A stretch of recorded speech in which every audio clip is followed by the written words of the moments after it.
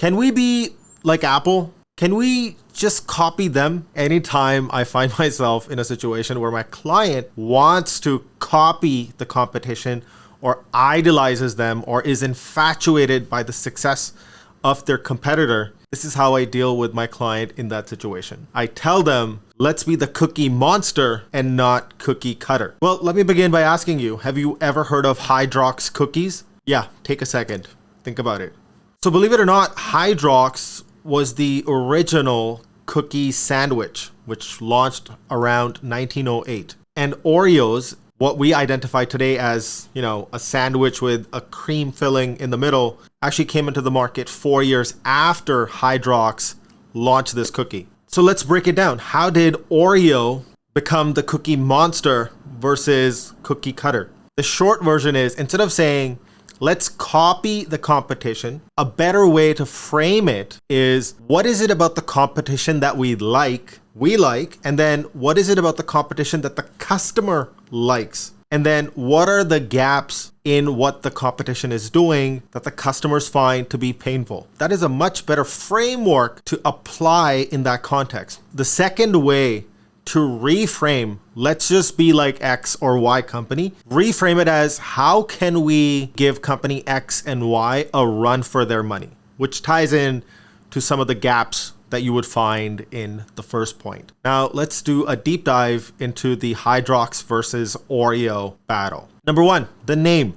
Hydrox sounds like some sort of a cleaning detergent that you use on your toilet to clear off those shit stains or shit strategy. Oreo, on the other hand, is a very memorable, short, snappy, and fun name. What does that tell you? Naming is very important. All the great brands out there have fantastic names which roll off the tongue, are usually single or double syllable, are catchy, and become synonymous with the thing that they do. Xerox, they just roll off the tongue. They don't sound like technical words that specifically describe the thing that they're trying to do. Another example is Dropbox. Instead of the name being file storage, the name is Dropbox. Naming is super critical for your business, product, and brand. And clearly in this situation, Oreo wins hands down. Now, the other critical thing that was in Oreo's favor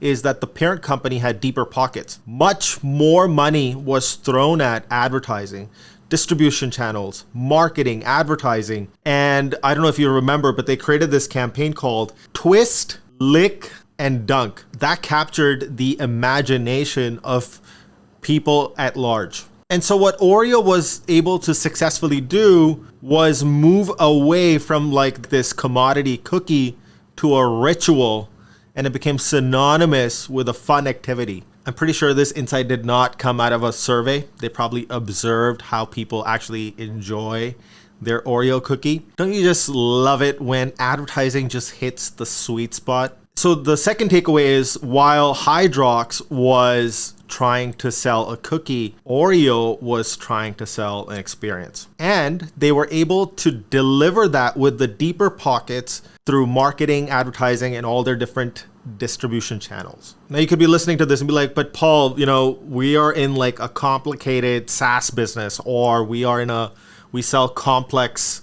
transformative services. You have to remember that at the end of the day, all of these principles and fundamentals that Oreo applied to win in the marketplace, to become the cookie monster versus the cookie cutter, apply to your complex business transformation or SaaS product or whatever that is. You're just selling to humans.